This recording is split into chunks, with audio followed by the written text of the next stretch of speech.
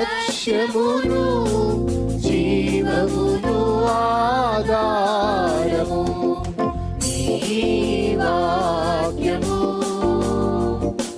నా త్రోవకు.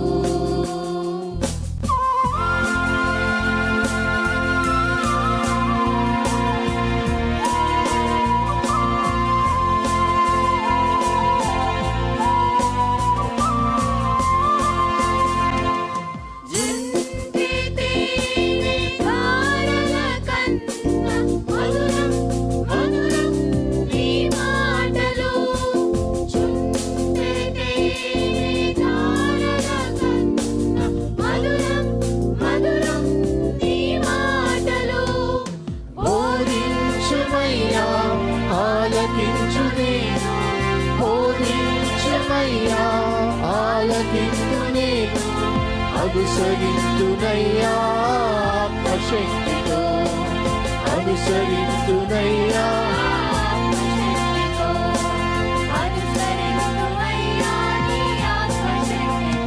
ప్రియమైన సహోదరి సహోదరులకు ప్రభు నామమున శుభములు. దేవుని దయాసంకల్పం చొప్పున ఏర్పాటు చేయబడిన ప్రభుతో ప్రారంభం అనుదిన ధ్యాన కార్యక్రమం క్రీస్తునందల ప్రేమతో మిమ్మల్ని ఆహ్వానించుచున్నాను. జుంటె తేనె ధారల కన్నా మధురమైన వాక్యము మన ప్రాణమును సేదతీరుస్తుంది, మన మార్గమును సరిచేయునది, నిత్యరాజ్యమునకు మనను చేర్చున్నది.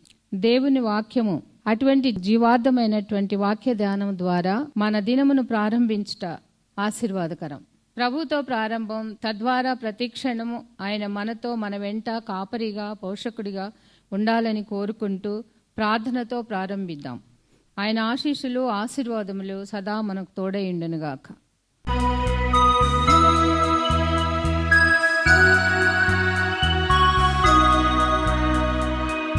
యేసుని ప్రేమను నీ మారకను నిప్పుడు దలచవేయో మనసా, వాసిగనాతని వరనామంబును, వాసిగనాతని వరనామంబును వదలక పొగడవేయో మనసా.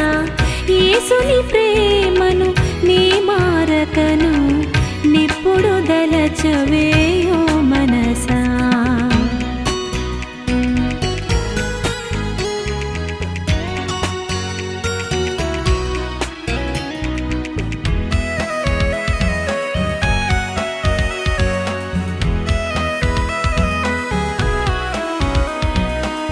పాపుల కొరకై ప్రాణము బెట్టిన ప్రభుని దలచవేయో మనసా. పాపుల కొరకై ప్రాణము బెట్టిన ప్రభుని దలచవేయో మనసా. శాపమునంతయు జక్కగా నోర్చిన శాంతుని పొగడవేయో మనసా. యేసుని ప్రేమను నీ మారకను నిప్పుడు దలచవేయో మనసా.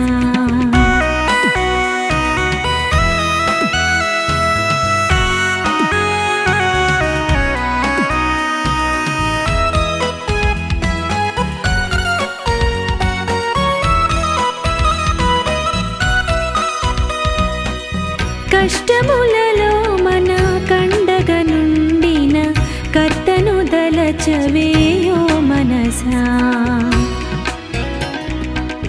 కష్టములలో మన కండగ నుండిన కర్తను దలచవేయో మనసా. నష్టములన్నీయు నడచిన యాగోరు శ్రేష్ఠుని పొగడవేయో మనసా. యేసుని ప్రేమను నీ మారకను నిప్పుడు దలచవేయో మనసా. క్రీస్తునందు ప్రియమైన దేవుని సంగమా, మరొక నూతన దినమును దేవుడు మనకు అనుగ్రహించాడు.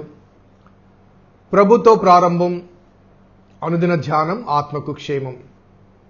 ఈ క్షేమకరమైన ఆశీర్వాదకరమైన ఆధ్యాత్మిక సువర్తమానములు అనుదినము ధ్యానం చేస్తుండగా, దేవుడు మనతో మాట్లాడుతుండగా, మరొక నూతన దినం, నూతన వారం, నూతన వాక్యం, ఆయా భక్తుల జీవిత అనుభవాల నుంచి దేవుడు మనకు నేర్పిస్తున్న ఆధ్యాత్మిక సత్యాలు ఎంతో ఆశతో ఆసక్తితో ఆలకిస్తున్న మీకందరికీ ప్రభువు నామమున శుభములు స్వాగతం తెలియజేస్తూ, మరి అదే రీతిగా ఈ వాక్యాన్ని అనుదినము బోధిస్తున్న ఆ దేవదేవునికి సర్వదా కృతజ్ఞతలు తెలియజేస్తూ రండి ప్రార్థనపూర్వకంగా ఈ ధ్యానాన్ని ప్రారంభించుకుందాం. ప్రార్థన చేద్దాం. కృపగల దేవా, దయగల తండ్రి, మీ పాదములకు స్తోత్రము చెల్లిస్తున్నాం నాయన. మీ ఉచితమైన దయా సంకల్పాన్ని బట్టి మమ్మల్ని ప్రేమించి ఇహమందు పరమందు మాకు చాలా దేవుడిగా ఉంటూ అన్నీ అనుగ్రహించుటకు సిద్ధ మనసు కలిగిన దేవా, మీకు స్తుతులు చెల్లిస్తున్నాం. మా జీవిత ప్రయాణంలో నిన్ను హత్తుకొని వెంబడించిన క్షణం నుంచి మా పట్ల నీ శ్రద్ధ ఎలా ఉందో అది నీ భక్తుడు అయిన దావీదు జీవిత అనుభవాల్లోంచి మేము జ్ఞాపకం చేసుకుంటూ నాటి అతని అనుభవాన్ని నేటి మా అనుభవాలకు అన్వయించుకుంటూ ఆహ్వానిస్తూ ముందుకు సాగుటకు మీరు మాకు అనుగ్రహిస్తున్న ఈ ప్రబోధాల బట్టి స్తుతులు చెల్లిస్తూ ఈనాటి వాక్యం కొరకు నీ వైపు చూస్తుండగా మీరే బోధించమని మా రక్షకుడైన యేసు నామమున అడిగి వేడుకొంచున్నాం తండ్రి, ఆమెన్. 18వ కీర్తన 34వ వచనం మొదలుకొని వీలైతే 35, 36 వచనాలు కూడా ఈవేళ పూర్తి చేయడానికి ప్రయత్నం చేద్దాం.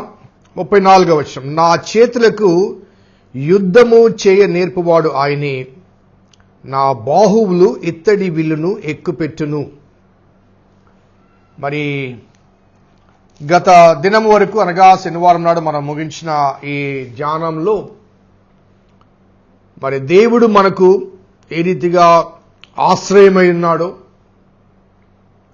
ఆయన మనకు ఏ రీతిగా బలాన్ని ధరింపచేశాడో, ఏ రీతిగా ఆయన యథార్థ మార్గమున నడిపించాడో, ఉన్నత స్థలం మీద ఆయన నిలబెట్టాడో ఆ విషయాన్ని జ్ఞాపకం చేసుకున్నాం. అనగా ఆయన మనకు ఆశ్రయమై ఉన్నాడు, ప్రతి సమస్యను ఎదుర్కోగలిగిన శక్తి సామర్థ్యాలు అనుగ్రహించాడు, యథార్థ మంచి మార్గంలో నీతిగల మార్గంలో నడిపింపచేశాడు. అలా తీసుకువెళ్ళి ఆ ఉన్నత స్థలం మీద నిలవబెట్టాడు. విశ్వాస జీవిత యాత్రలో మనము దేవుని హత్తుకొని వెంబడిస్తున్నప్పుడు దేవుడు మనల్ని ఉన్నతమైన స్థాయిలో స్థితిలో పెడతాడు. కానీ ఆ స్థితిలో కొనసాగటానికి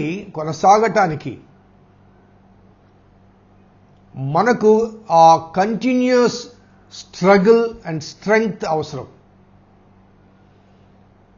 ఫర్ ఎగ్జాంపుల్, ఒకరిని రాజుగా నియమించినప్పుడు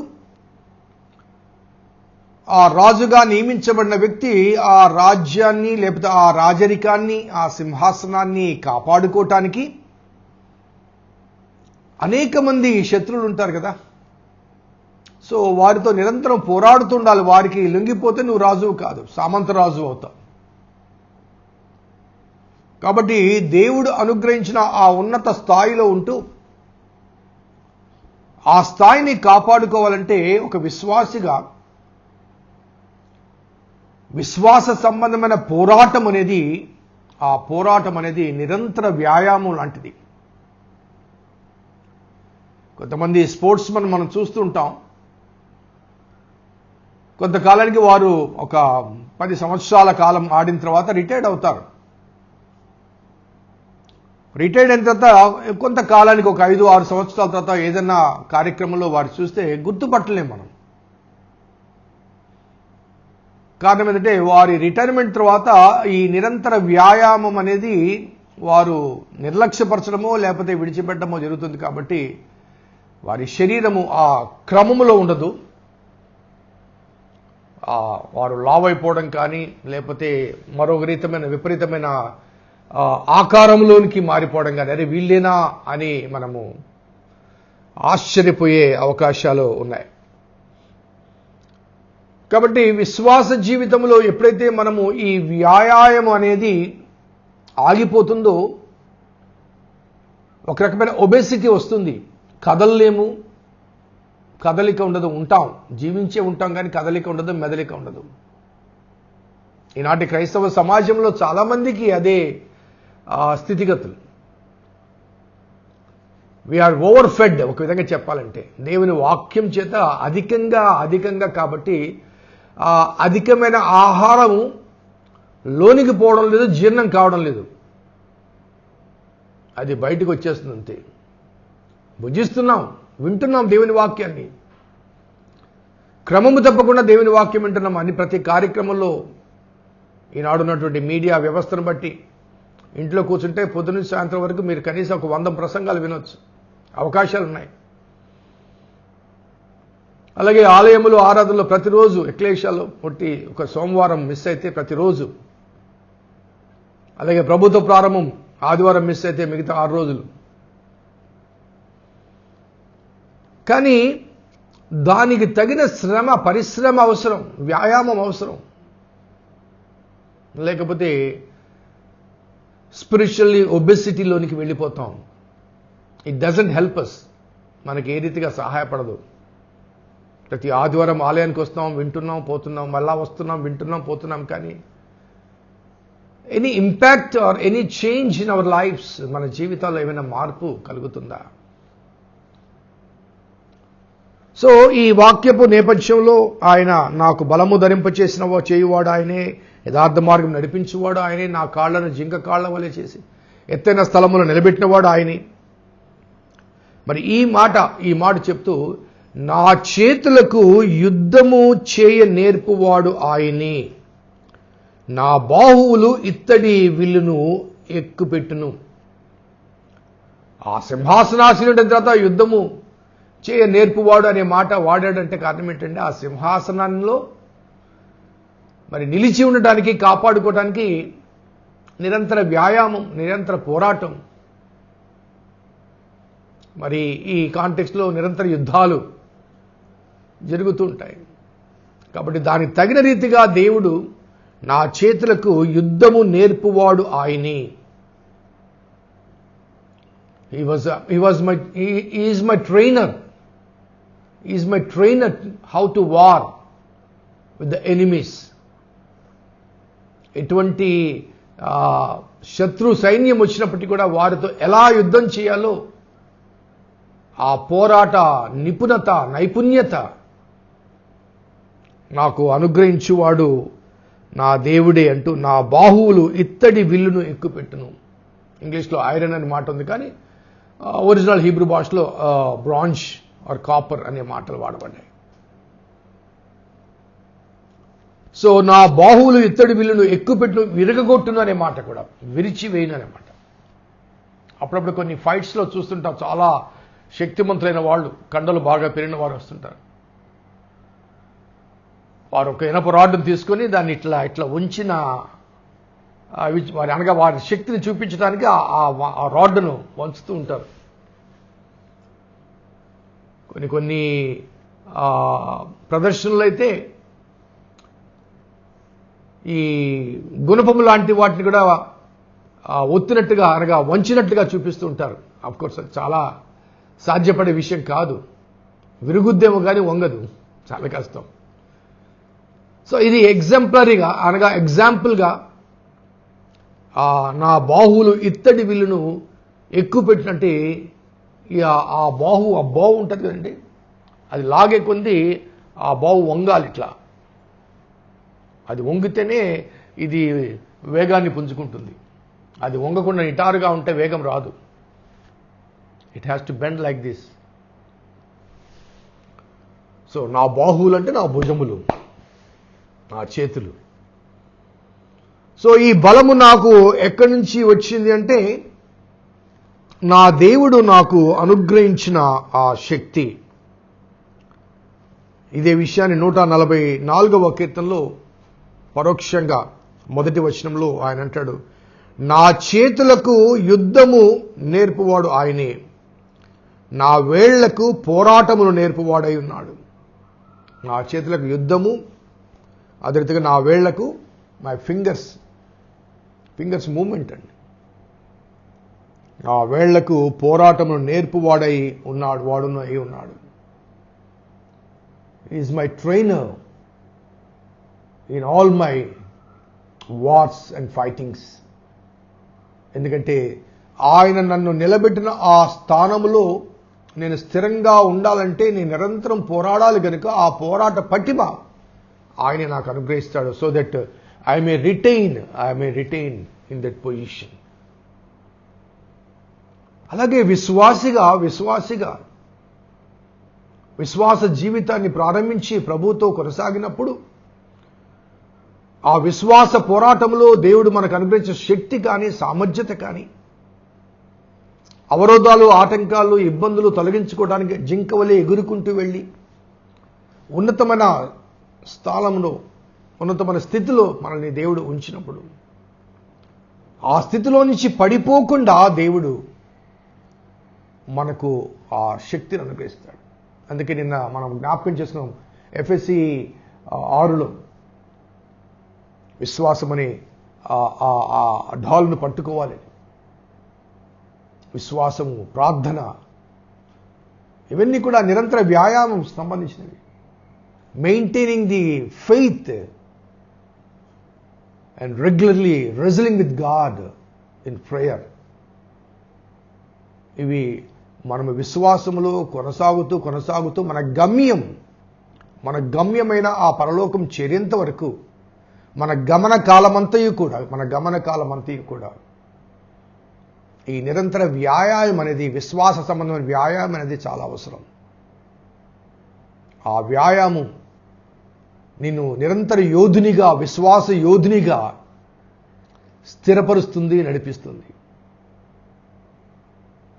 మన జీవితాల్లో చాలా అవసరము, ఆవశ్యకము కూడా.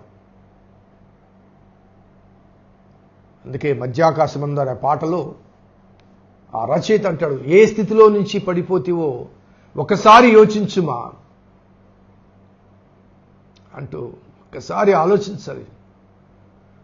దేవుడు ఆ స్థాయిలో పెట్టాడు. ఆ స్థాయిని కాపాడుకోవడానికి విశ్వాస సంబంధమైన పోరాటాన్ని కావాల్సిన శక్తి సామర్థ్యాలు దేవుడు అనుగ్రహించుండగా,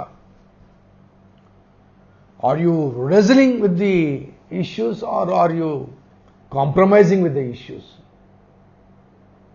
లోకముతో నిరంతర పోరాటంలో పోరాడుతున్నావా, లేదా లోకముతో మమేకమైపోయి ఇక చాలులే అనే భావనలో ఉన్నామా? ఒకసారి ఆలోచించాలి. ప్రాముఖ్యంగా మనం గమనించాల్సిన ఒక వాస్తవం ఏంటంటే, మన పితరులు కానీ మనము కానీ ప్రభువును వెంబడించిన క్షణం నుంచి దేవుడు ఈ స్థాయిలో పెట్టాడు మనల్ని.